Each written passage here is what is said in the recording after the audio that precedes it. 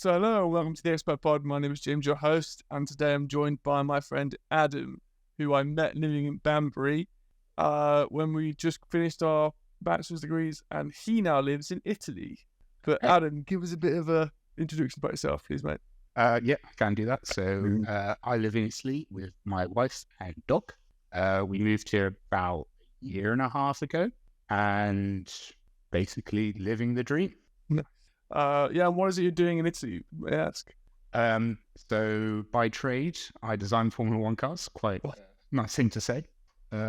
About 2 years ago now, we saw a job come up for the sister team who I was working for at the time, to come out here and work in Italy as a bit of a promotion. So I took the opportunity with two hands, and now I'm here. Awesome.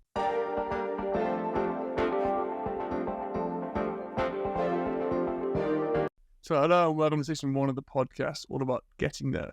Now, Adam, you briefly touched upon you found a job posted in your sister team where you're working before in the realms of Formula 1, albeit a slow team in F1 now, I believe. Quite the opposite, I think. Just to get the SEO for, Beyond the Racing Line and those other podcasts on this one, you need to try and get the cross-pollination. But so you were living in the UK, saw this job advert go. This is during COVID, right? Yeah, it was during at the end of COVID, yeah. It was fully during COVID. Sorry, yeah. It's fully during COVID. So that added an extra bit of spice into the move. What was that experience like then applying for the job? Well, obviously, I didn't actually go to see the factory or the place where I was going to live at all. So I'd visited Italy before moving here, like 3-4 times. But to say I'd actually been to the factory or where we were going to live, no, not done at all. So the factory, all the interviews were done online. There's a couple of interviews, and then I got rung up whilst I was at February. I got the formal job offer. Made sure I got all the contracts and stuff in place as you do before acting in notices and all this kind of stuff. And then took the plunge. Nice. Scary? Yes. Additionally scary because we hadn't seen the house that we're going to move into or rent. Hadn't seen where I was going to work. It was all being done during COVID. So, yeah. And Brexit as well. Just an extra little bit of spice. Mate, Brexit, don't get me started. Visas are not fun. No, they are not. How long did yours take? Well, the original conversation started in 2021. And then I got the official kind of, yes, we're okay for you to work at Christmas, I think, 2022. And it took me until August to actually move. So most of it was getting official contracts, plus Sweden kept changing the rules of I needed to be here for longer than a year. So a year and a day to get a personal number and all that kind of stuff. So I thought I'd be moving at Easter. I didn't move until the summer. So it took you about 6 months then? Yeah, I think so. From starting off conversations with work and then to, moving into a place. Like you, hadn't seen it before, paying a fortune for rent because I'm not Swedish and therefore don't have the opportunity to do a first-hand contract. So I have to do some effectively long-term Airbnb thing, which is very nice. But actually I moved house on Monday to a colleague's house who's going to live on a boat, which is the most weird thing you can hear. Is that a canal boat or is that? No, it's a full-on seafaring boat. Okay. You can get to Denmark with it. So. Oh, cool. Well, for us it took 5 months to get all of our contract. Well, no, it took even longer than that really, because you start to do stuff when you got here in Italy as well. So it was a long time coming. So luckily I had 6 months notice period. Lucky or unlucky, whichever way you want to look at it.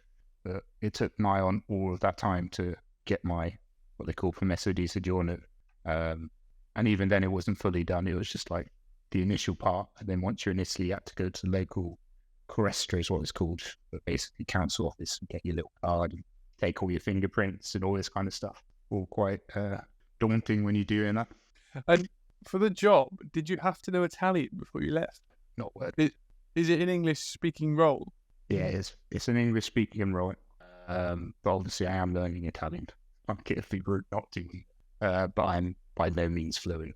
I mean, all I know is like ciao bella, and Well, that's only if you're speaking to a lady. word. Sorry? That's only if you're speaking to a lady, right?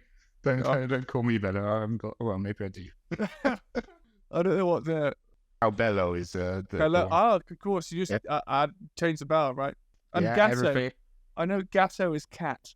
Or Gata. It could be both. Oh, right. I thought I knew Everything's got a gender. Everything weird.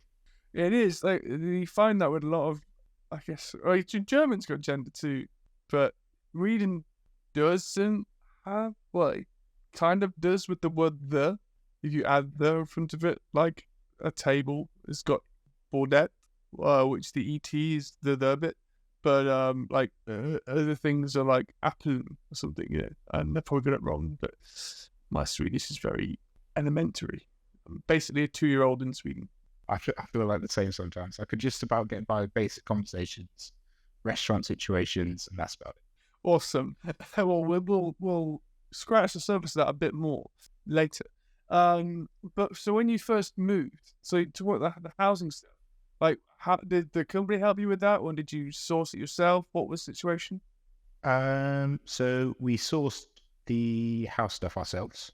The company did help us a lot with all the visa stuff. So they helped get my wife's visa as well as mine. So she was quite lucky. She actually was able to take her English job over to here because she works for a European company. So they helped us out with all that side of things as well, which is really good. But then we had to source a house ourselves, which is fine. We were very lucky with the place we found, a place with a garage, plenty of guest space as well, and it's actually cheaper than our mortgage in the UK. So. Oh, nice. So yeah, it's score. Absolute score. Yeah. And then okay, so was there anything else you needed before you left? Like, I guess COVID documents you might have needed, like vaccination proofs and. Yeah, obviously, yeah. At the time, we still needed all of our vaccination proofs, and that was a bit of a faff as well. Yeah, that was a bit of a faff because we needed all of our vaccines, and then we had to get other shots in Italy, but we didn't have our Professor di Soggiorno card, so we couldn't get the health card to then get our shots. Oh, right. So, well, what was the wait time on that then? So we arrived in November. We didn't get our Professor di Soggiorno until January, and then after that, it was getting the test sanitario, which was another couple of weeks, and then we got our jab straight away after that. So then we were all good. You felt you could walk around, mask off, you know, unless you're in Venice, the mask comes on because it's part of it. Yeah, well, when I first got here, it was all masks everywhere, away from desks and all this kind of stuff. Yeah. Yeah, that's one thing which I've noticed in Sweden. When I came for work in 2021, I came from the UK, right? Tier 3. So I was like, okay, mask everywhere. And come to Sweden, get the bus to work, have a mask on. Everyone looked at me like I was some strange person because I had a mask on. I mean, I am strange anyway. But I was like, I feel I'm the different one. So it's interesting how different cultures are, I guess, lived with COVID at the time. Now, yeah, over, isn't it, by the WHO? So yeah, doesn't exist anymore. What was good? Awesome. Well, I think anything else you need to really expound on before you moved? You took your car over, right? Did you have to? Yeah, we brought our car over. We brought our dog over as well. Luckily, he was Irish, so he was more European than us. Has he got an Irish passport? Yeah, he has an Irish doggy passport. So did you when you got him? Did you get him? What? How does that work? Or was his father Irish? Or his brother Irish? No, he is actually Irish. So he used to race in Ireland because he's a greyhound. So he is so he used to race in Ireland and then got brought over to the UK, broke his leg, and retired. So and now he gets to live the life of luxury, going around Venice, Florence, and all this kind of stuff. Lots of pasta, right? Yeah, lots of pasta. Well, it's more parmesan. We spoiled him with parmesan. I'm jealous of the dog. It's a European passport and parmesan. What more do you want? Yeah, I know, right? Perfect. Well, I guess there wasn't too much really to say about before you got there. No, not really. Yeah, obviously the visa was a lot. We obviously had a car full of to bring over with us, so we were up to our eyeballs in all of our stuff. Parents came over and helped us out. They brought a back van of stuff over as well, which was really helpful. And then, yeah. What was your house furnished when you moved into it, or was it unfurnished? It was furnished. That's useful. Not all of it, if that makes sense. here's a fact for you in Italy. If you get an unfurnished let, sometimes they don't have kitchens. Oh, no, I heard about this somewhere else as well. Like, in the Netherlands, you take your own washing machine with you and fridge. I'm like, they're really heavy things to shift around. Yeah, we had to, we bought the washing machine and the tumble dryer off of the previous landlord. And the kitchen, we had to make sure it was a furnished place, because sometimes if it's unfurnished, the kitchens are not there. No cupboards. No cooker, no cupboards, no anything. Sink, the lot. Wow, it's like camping stove stuff. Fish. Yeah. No. Luckily it was fully kitted out. So this is why we went for a fully furnished option. Like, that's a really good. Whatever furniture was in there is great, but the main thing was the kitchen. Yeah, I guess you can always go to get a chair somewhere, but buying your stuff. Yeah, it's a little harder to do, and then dealing with Italians in a different language. Wow. So yeah, really good bit of advice. If you're moving to Italy, double check you get a kitchen. Yeah, exactly. And it's the same with houses as well. When you're buying a house, it's exactly the same. Like, the kitchens don't come included necessarily. Like a guy at work has just bought a house and it has no kitchen. Wow. I mean, that's just completely foreign to us. Literally foreign to us. Yeah. Is there a reason? Did he say why? Like, surely the kitchen will fit somewhere else, so it's exactly the same size. So I have literally no idea. I can't understand it at all. But maybe it's there. So it takes like grandma's cooking. So maybe it's all the years of like flour residue on it, and it's like a wok. You can't wash a wok. It's got years of oil. Just like that's the flavor. That's the flavor. Yeah, the authentic Italian flavor. It's the worktop where they've made loads of pizza bases and pasta.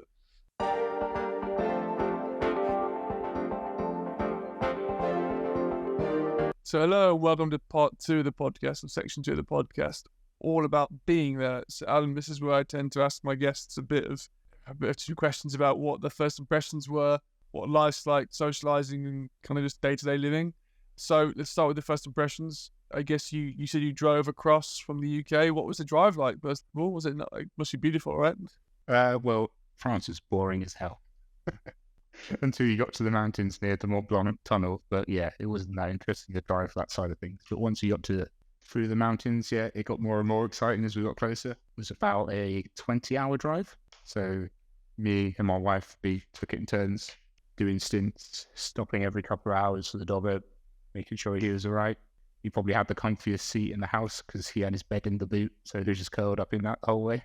Literally doing your own 24 hours of Le Mans, 20 hours to your house. Yeah, 20 hours to our house, yeah.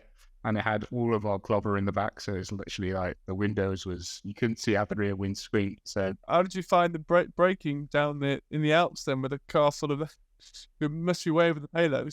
Well, we didn't actually have to go over the Alps, we went through the Mont Blanc tunnel. So okay, so I'm ignorant with my Alpine geography. Okay. But yeah. There must still be some Alpine descent. No, it's like going up over the mountains. No, we didn't have to do much of that. There's 2 kind of routes you can do, because we've done it. We've done the journey to and from Italy a few times now in the car. The best way we found is actually going through Switzerland, but going through the France way, like there's not many mountains. It's kind of sad to say. Like you go through a little bit to Mont Blanc, but once you go through the tunnel and down the other side, past Milan, it's kind of flat again. Nice and fresh after your long drive. What was your first impressions?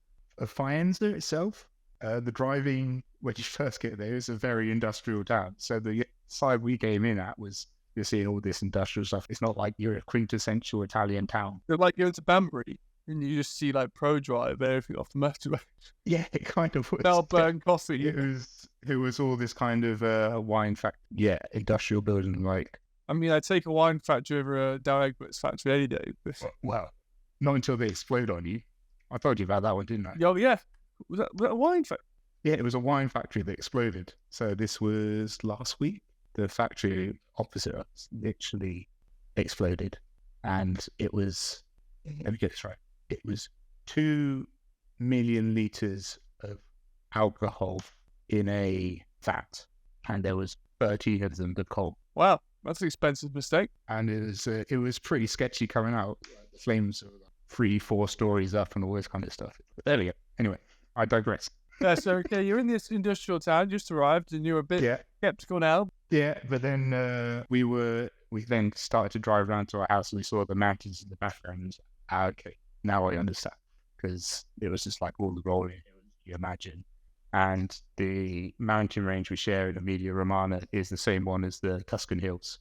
So it's all quintessentially Italian once you get out past the plains of where we live, basically. So, but where we live is really nice. As I say, it's not on the industrial side of the town. Like all the northern part of Florence is industrial, and then the southern part's really quite nice. Yeah, well, you get it in any town or city, don't you? You get industrial parts and not I so meant the industrial. whole country, to be honest with you. Well, this is also true. Northern bit's industrialised, southern bit is... It's almost the opposite in Italy, though. Like the northern bit's industrial. So all across Emilia-Romagna, Lombardy, Genoa and Turin, there's all the industrial parts of Italy, and then it's further south you go, the less and less it is. So yeah, it's almost like flipped of the UK. The northern parts like the south of England, and the southern parts like the poorer part of Italy. It's only the North Port, mate. You know what I mean? You know what I mean? Yeah. There's a bit of a class split. This north-south divide we've got going on between us as well. Yeah, that's it. Yeah. Bloody scouser. Brilliant. Well, our country, though. Exactly, yeah. You've got several R's in every word. Yeah, I can't help it. That's probably not helping for this, is it? No, it's fine, mate. I put some subtitles on or something. Yeah. I think it's needed. For me, especially as I have more wine as well. So. Going back to first impressions then. Have you been doing a lot of sign language since you moved? Or? Not unknowingly. Yeah, because your hands are doing quite a good job of staying down your side. I'm trying my best. Italian is true what they say. Italians speak with their hands. I think you see lots of this. You see lots of, and they do say "Mamma Mia" when they're very excited as well. Really? Yeah, like quite a few of the stereotypes you have. Kind of true. Yeah. What was it the first time you heard that? Then were you like, you're taking the mick now, mate? You. I think it was like when someone stepped out in front of them, or a car drove past them on a zebra crossing or something like that. It was like, "Mamma mia!" Oh, here we go again. Right? It was a quiet "here we go again" because gotta get some Swedish ABBA jokes in. Yeah. Very good. Yeah, it's fun. It's always entertaining. Is it a day-to-day life? Is that what we're on? Yeah, well, just like everything. So, everything. It's all part of it. All part of it, okay. Well, let's look at social life then. I guess you didn't really know many people where you were living, or anyone, really?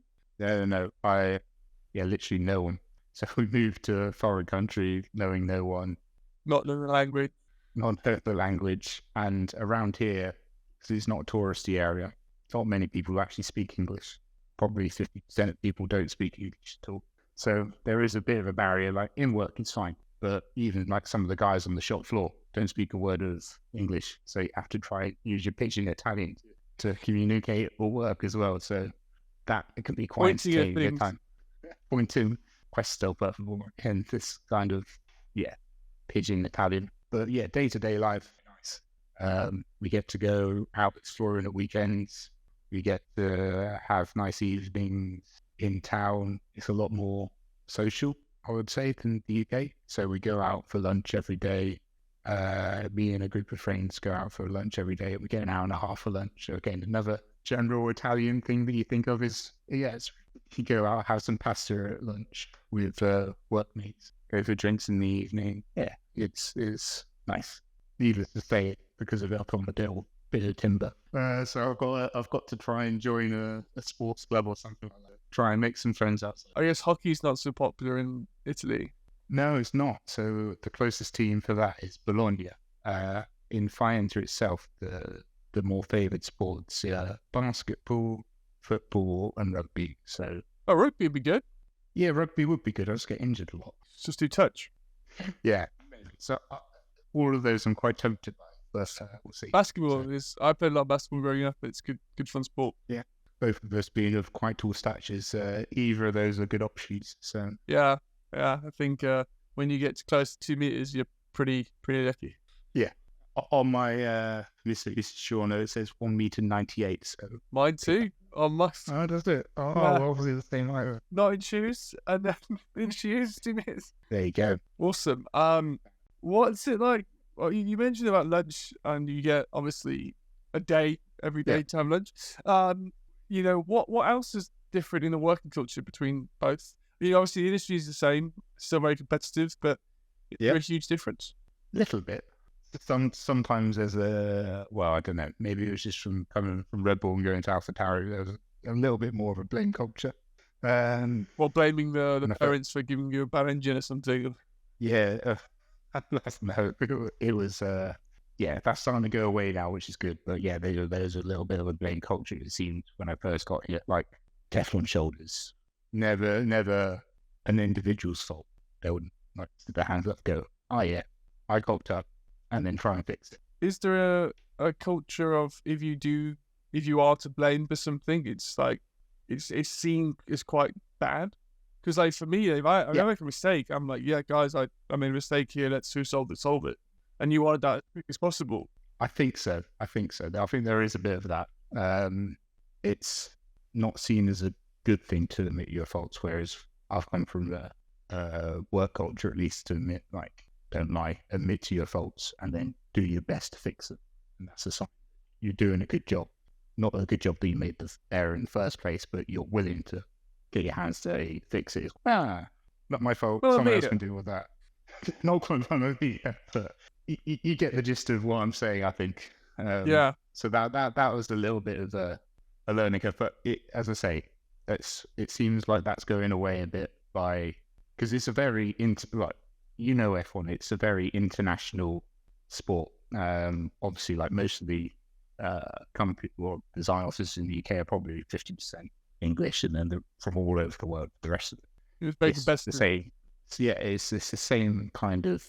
It's 50% Italian over here, and then the rest is from all over the world. So, and everyone's obviously out to prove themselves and show they can do a good job. So, yeah, it is competitive, and if you don't do a good job, as the case of our chief aerodynamicist this year, you get the job. So that wasn't me, by the way. You probably would have done a slightly better job, I think. Oh, it's good title, chief aero.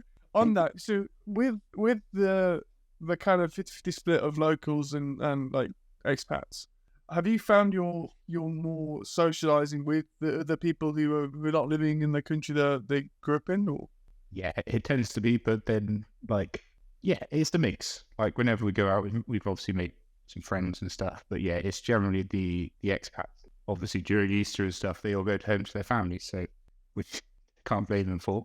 So yeah, it's other people that get left behind. So obviously, as you probably well know, that's the thing you miss most about moving to a different country is your friends and family. It's not as easy to see them. We've been quite lucky so far that we've had lots of people come out and visit us, which is really quite nice. So go waiting for my invite, but yeah. Mate, come out whenever. I was just putting it left. Which one? Left. Okay. But yeah, no, we're lucky that lots of people come out and visit us. Almost to the stage that it was almost too much sometimes last year because we were getting home from work and then having to clean for the next lot of people coming, which is great. It was lovely, but at the same time, it was a lot of hard work because you probably don't. I don't know. Yeah, any visitors? Not really. I lived in a place which is like 25 square meters when I first moved, and it was hard enough having my girlfriend visit because I couldn't stand up in the room that I slept.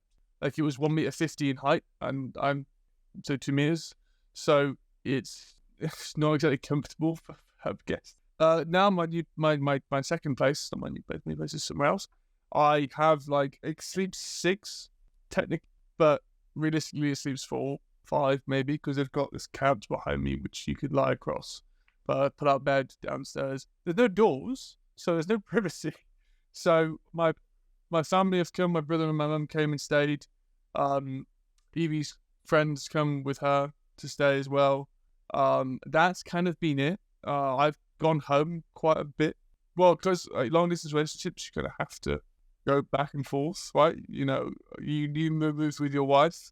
I guess it's difficult when you're married by law to go and do long distance. Worse, you know. It's slightly more frowned upon. Yeah, especially in a Catholic country. But it's been it was difficult. But I've got 2 phones with my key on, so I can always get out as a spare key. Yeah, it's inexpensive. Oh, you've got a second phone now? I've got 3 actually.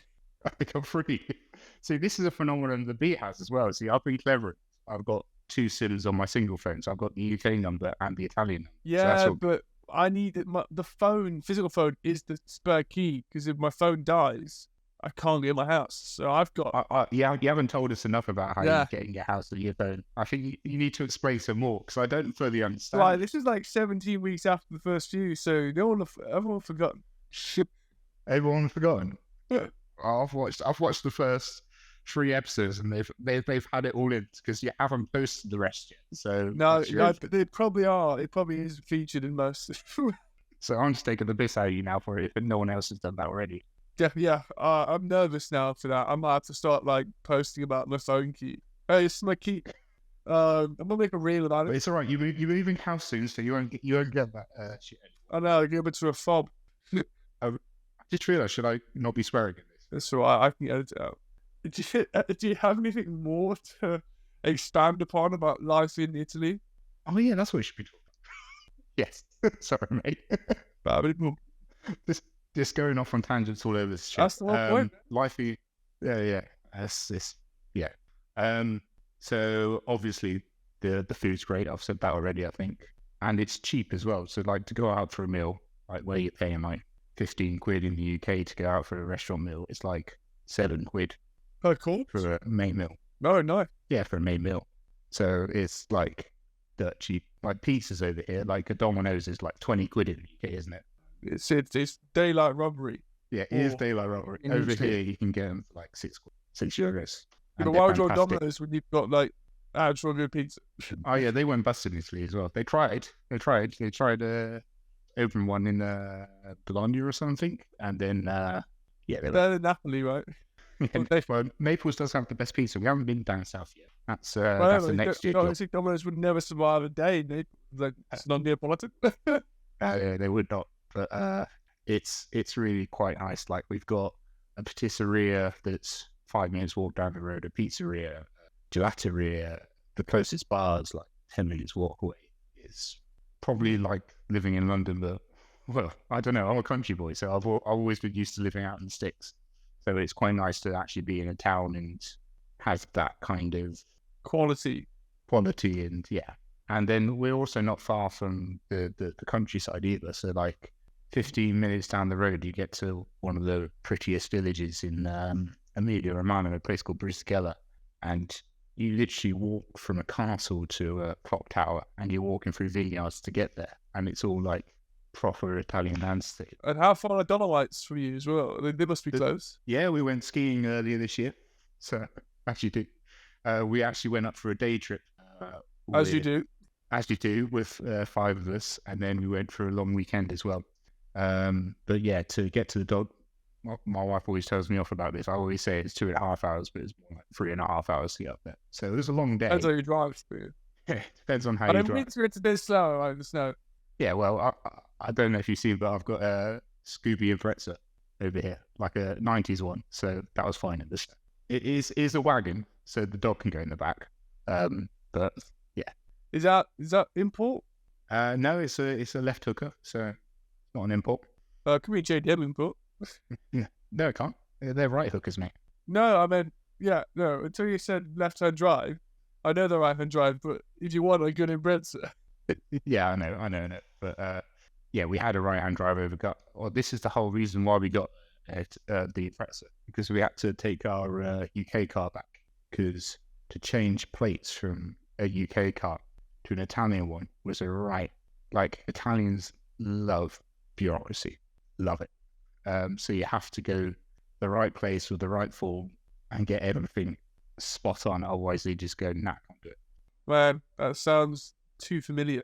But I think it's just like anything, if you're not local, everything feels like bureaucracy. Yeah, maybe it's that. But it feels, Even more so. like even Italian post offices are kind of renowned for being shite.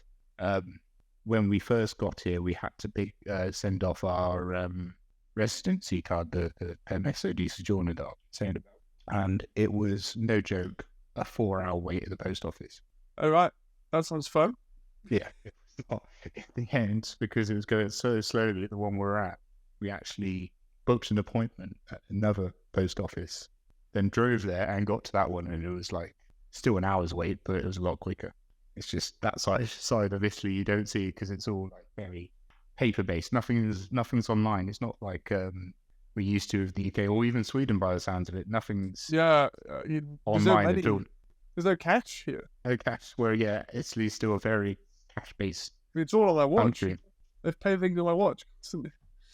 Like they do obviously have all the NFC stuff and contactless and all this kind of stuff, but there's places that still don't take card.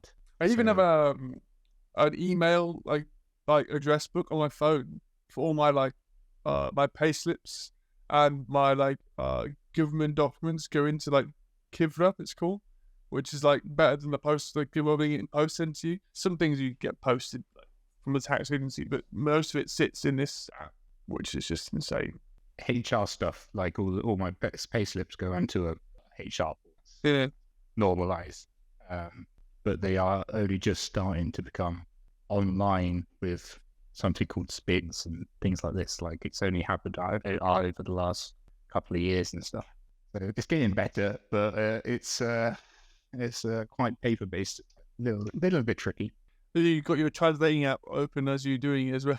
Yeah, but he's a lot better at this kind of stuff than I am. Like, I must have. Well, yes, I think she struggles a little bit more than I do with, because obviously I go into work every day and see lots of people, whereas she's based at home most of the time. So getting out and about and meeting people is a little bit harder for her than it is me. But we haven't helped ourselves because when we first got here, we were just going all over the show traveling. So yeah, I think we're looking to stay here a bit longer now because my visa's up for renewal in September. We're going to start doing these clubs and stuff and around the place. Yeah, wait 5 years, get an international Italian passport, and then you're fine, aren't you? Oh yeah, absolutely, all of that stuff. But the it's other for nice kids as well. If you have kids, it makes their life much easier.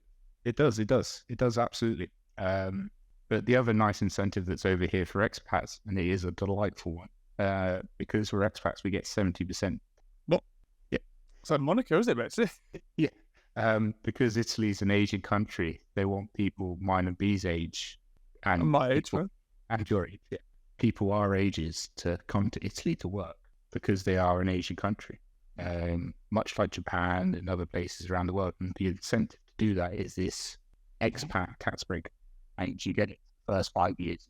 Then if you have kids or buy houses, it goes down to, you can have it for 10 years and it goes down to 50. Wow. So, can you read job? You have to find it. I mean, there are jobs at where we are, but you have to wait another 6 months or so to get the visa again. That's right. It sounds like a good place to live for pizza, pasta, and wine. And getting fat. So I want to do the Rome Marathon, so I'll be training for that. Oh, speaking of marathons, there is actually a horrendous one that comes from Florence to here. So I'm not selling it with horrendous, but it's an ultra marathon. So they start in Florence, and then throughout the day they run over the mountains to here, and it's about 100 kilometers. That's fun. Yeah, do that way. Maybe as you get older, you get better as you get older at long distance. Okay, do you? Okay. Yeah, it's good. I've got time. Like the Rome Marathon one's easy. Yeah, man, I've got a half marathon on Saturday to do. So. Fair play. Also, I think that is great for section 2.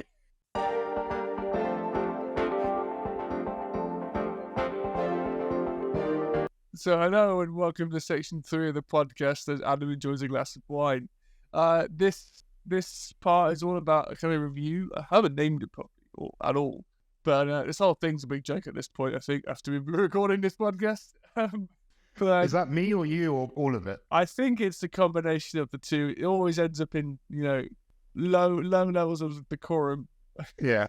What's section 4 again? Pardon? What's section 4 again? I mean, section 4 is you finish a bottle of wine. That's it. Yeah, okay. Well, section 3 now, though, right? Section 3. Okay. Yeah, so section 3 for the nth time is where I ask you a bit about your kind of review of life so far, and if you could go back to yourself, I guess, 18 months ago or a bit longer, and give yourself some advice or tell yourself, hey, do this. Is there anything you could think about? good question. As the last guy I listened to on the podcast said, to be honest, there's not much I would change because I've thoroughly enjoyed it so far. You seem to be enjoying it right now as we speak. I am enjoying it right now. You're right. Having a local glass of wine and some lovely company and a host. But yeah, no, we've had a fantastic time over here so far. So my recommendation is just to do it. Like, it's something that me and B have always wanted to do. We talked about it. We were getting to a stage after the reason why we got Cody, our dog. We were thinking, we've run out of time to settle down. We're going to start settling down in the UK. And then this opportunity came up and we were just like, sod it. We'll take it. And we've done it. Yeah. And we don't look back. So far, we don't look back. Obviously, there's times where we miss friends and family. That's always the thing. So birthdays you miss, it's like anniversaries or parties that have and the spontaneous say you want to come for a weekend here. I'm like, oh no, it's quite expensive. Exactly it. And we've got grands and granddads that are getting older as well, so that's always a bit of a worry as well. So they can live in your house, enough rooms. Yeah, Mediterranean diet is good for. Yeah, got enough rooms here. I mean, yeah, Mediterranean diet's good for them. Warm weather. Well, not this past week, but yeah, normally it's not warm weather. Context has been flooding quite a lot. Well, yes, there has been flooding and people canoeing with cars up to their roofs and canoeing between houses to get home. Nice. I mean, I've got a paddleboard you can borrow. But... Yeah, I mean that's what it looked like. The people are on to. It's not been a fun week here with explosions, floods, and then possibly more floods the end of this week. But hopefully we get back to the normal of 25 degrees and sunny soon. But yeah, this last week it hasn't been. So it's been more English in terms of weather. If someone was moving to Italy, what would you tell them the things you need to think about and kind of check off? What would help them? What would help them? Knowing that it's going to be a long wait for your visa. That's the first thing to be wary of. Getting a good estate agent and place to rent. That's another good point. Like, as I say, getting a place and you turn up and find out you haven't got a kitchen, that's not going to be good. So be careful with where you look for. And some estate agents are notoriously a little bit dodgy. So yeah, do your research on that side of things. Try and get a company that's willing to help you as well. Obviously, your company helped you a bit, mine's helped me a bit, and that helps no end because obviously they speak the lingo. They know most of the processes inside and out. Obviously, that changed a bit with Brexit. There's extra things that come your way because of it as well. Like the latest one for us has been driver's licenses. The latest thing is that we weren't allowed to use, we were extended our use of driving licenses, but they didn't reach an agreement until this December. So it allowed us to change our UK driver's license for an Italian one. So if they hadn't have reached that, obviously that would have been a bit of a pain in the ass for I getting around. For me, it's, from what I understood, you're allowed to use your UK one for a year and then switch it. But then they said, but the UK one is fine, actually, just to keep. Okay. So I didn't need to change it, but I'm only here for a year, so it doesn't really matter. Is your visa only staying in Sweden for a year? Yeah, I moved back in September. Oh wow, that's short and sweet. Well, it's only a one year place, it's common. Okay. I'd like to have extended it, but I'm needed back home, supposedly. Advice, yes. Keep getting distracted. Exchanging cars over here, that is an expensive thing to do. Like the V5 document in the UK, that's obviously free. Over here, that's depending on the car, anywhere between 600 to 800 euros. Oh wow, it's quite expensive. So because of that, you get to see lots of older vehicles on the road. So they're again quintessentially Italian. You see lots of Fiat Pandas and old Fiat 500s on the road. Some Bravas, maybe. Well, maybe not. Yeah, Brava. Down by now. Mate, the Fiat Panda 4x4s they will get you anywhere, and they love them over here. They love them. Like the old school boxy ones. Yeah, like I'm thinking of like a C2, but it's not a C2. Yeah, it's kind of that, but it's like I'll send you a picture after. It's like a proper Yeah, I'll put boxy it on. thing. Yeah, do it. They love them over here. Lots of What festivals. else? Yeah, fair few Vespers. That's more down south again. There's a few, but there's not loads. There's loads and loads that goes on during the summer as well. Like there's festivals galore. Like this weekend alone, there's a possibility to go to 5 different ones. The motorsport festival starts this week in Modena that we could go to, for example. Right. There's a local folk festival that we could go around, and it's in a local village, and it's basically people playing old Italian folk music with 8 tents set up around the route, and it's like a 5-kilometer walking route, and you can just go to each tent, have a glass of wine each one, and walk around and listen to Italian folk music. There's another one that I saw today that's a strawberry festival that you could go to. Like they love their Italian random food festivals. Like in Brisicella, the place that I was saying, it's like the most picturesque place near us. They have random ones like artichoke festival, truffle festival, random stuff like that. And in the tents, they do like local foods that they've cooked up. Another example is like they're well into their traditions as well. So one thing I'd never heard of before I got here is something called a palio. What palio is? No. It's basically no, it's not a medical thing at all. It's like it's like polio. No, it's not like polio. The most famous one's in Siena, where they basically do a horse race around the local piazza, and there's like 10 horses that go for a horse race around. And we went to Siena 3 weeks ago, and the piazza is not big. It's like smaller than a football pitch size, and there's these 10 horses racing around it, which is a spectacle on its own. But there's one. It's not. It's a horse race rather than but there's also the size field. Yeah, in the size field there maybe. No, I've been to polo, but I just I've done a parkour on a polo pitch. Okay, posh boy.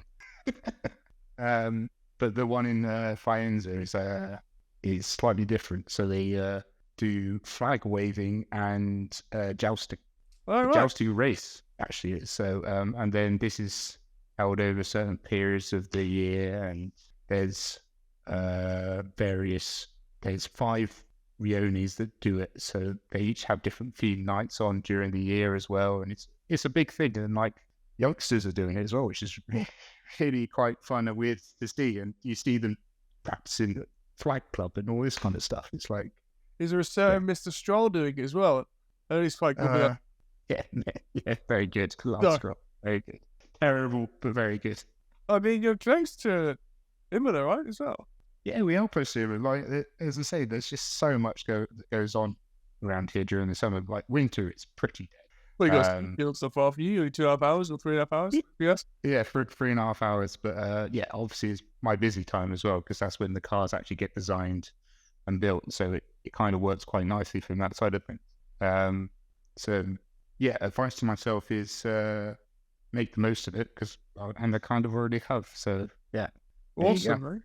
That's good. But the other thing to say is, as I'm now progressing to be here a bit longer, is to start going into sports clubs and stuff like that to start making friends outside of work. Well, you can start with all these medieval sports. Maybe I should do that.